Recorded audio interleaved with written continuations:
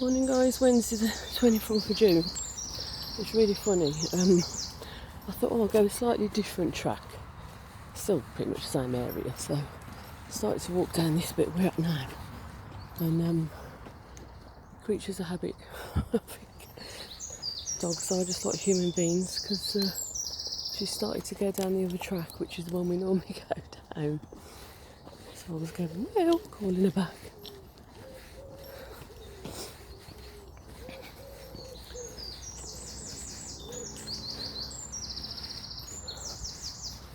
I delivered part of an induction with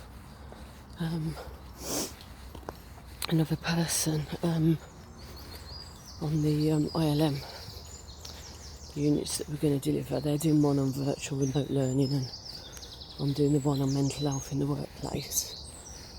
And they were the one that was sort of hosting, so they could share the slides and send people to breakouts, and I was supporting and sharing some aspects of the slides as well, but so they were in control of it in that respect. And it was a bit of I think it was frustrating for them, to put it mildly. The internet was massively slow, everything was just taking ages to come up, including the slides, and I think they just finding it really quite clunky as opposed to the smooth process they thought it might be.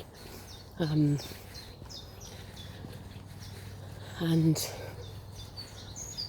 some point later on, I said to them, look, you did well, do you know what I mean? We got them in the engaged chat, got them in the breakouts. Some people were also, you could tell a couple of people who were unfamiliar, if you like, with Zoom and the functions, and that was part of the induction process as well. And so, be kind to yourself. And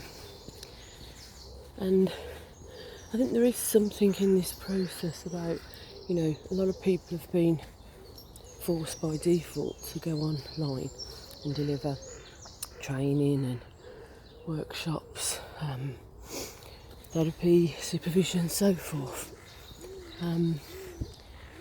But it's something that not everybody knows how to use straight away. So you're having to, learn how to use skills, knowledge, equipment that you're having to learn really fast.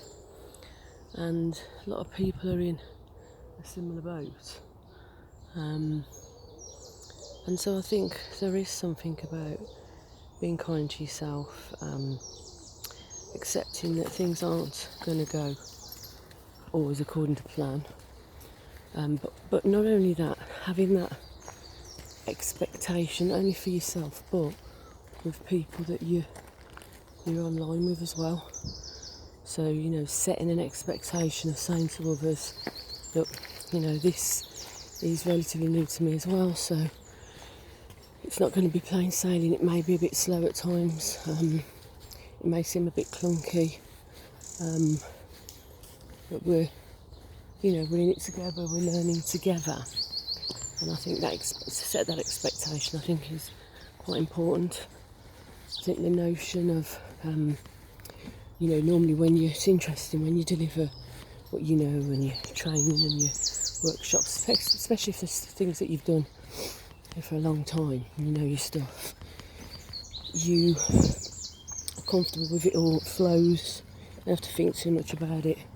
But to some extent, depending upon what it is you're doing, generally you're seen as the one who has more of. So it could be more expertise, more knowledge, more skill, etc. So it sort of does create a little bit of a, you're seen as somebody who's not the expert. You may be seen as the expert, but certainly, you're seen as the lead. And I think with a lot of online learning,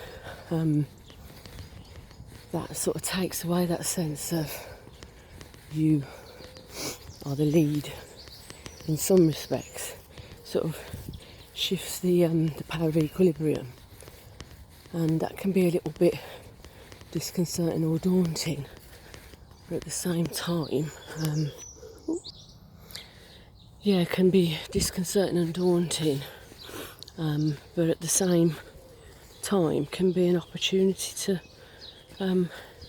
create more collaboration with your learners or your clients, whatever type of work you're doing, so that it does feel like it's on more of a equilibrium, if you like, level playing field in some respects, so you can utilise that to work for you, as opposed to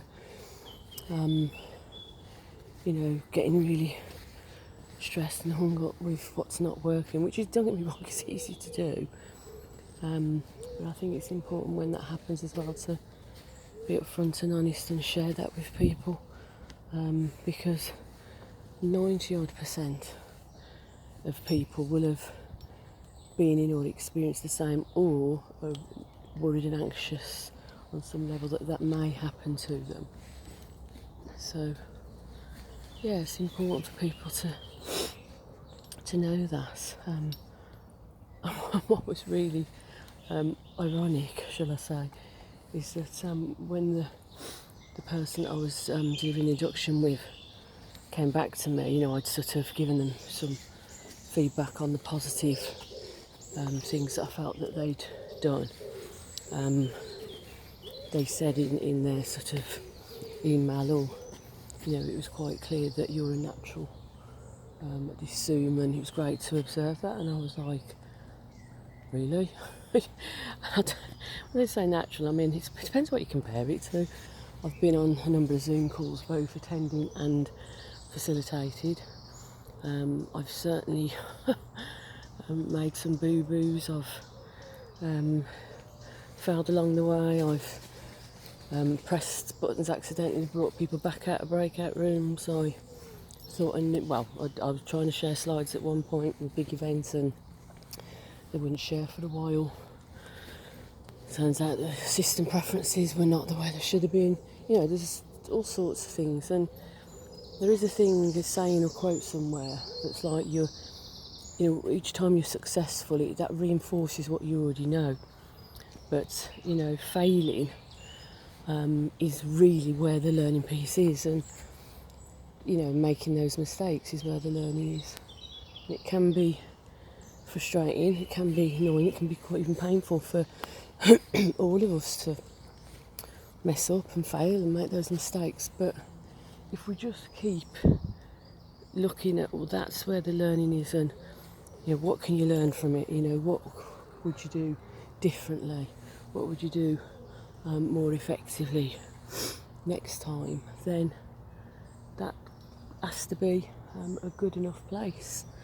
And I think there is also that notion of, what is good enough, and I think that perhaps has shifted and changed as well, as people have had to learn new, different ways of communicating and offering their services. The term "what is good enough" and "this is good enough," I think will shift and change according to the expectations, according to what the person knows they are capable of, they can do, and that sort of then brings me back to, come on, Will, leave the little berries. That leads me back to that piece about being kind to yourself in the midst of all this. It doesn't help to get annoyed, frustrated, or it's natural, but it doesn't help to sort of then continue afterwards to, beat ourselves up over the head with a stick, so to speak.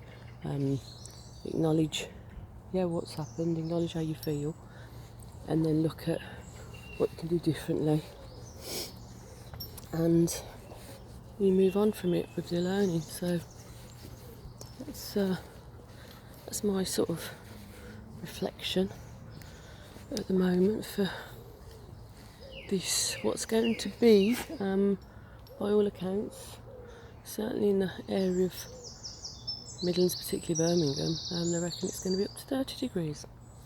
So I'd say stay cool, literally. Make sure you've got plenty of water. And enjoy, guys. Have the rest of a wacky, wonderful, willowy Wednesday. She's just loving these berries. Come on, Will, we're never at this rate. We're not going to get much of a walk in, are we? Come on. I think we'll have to come out of these woods with the berries, actually. And yeah, have a good day, guys, and speak to you later. Okay, bye.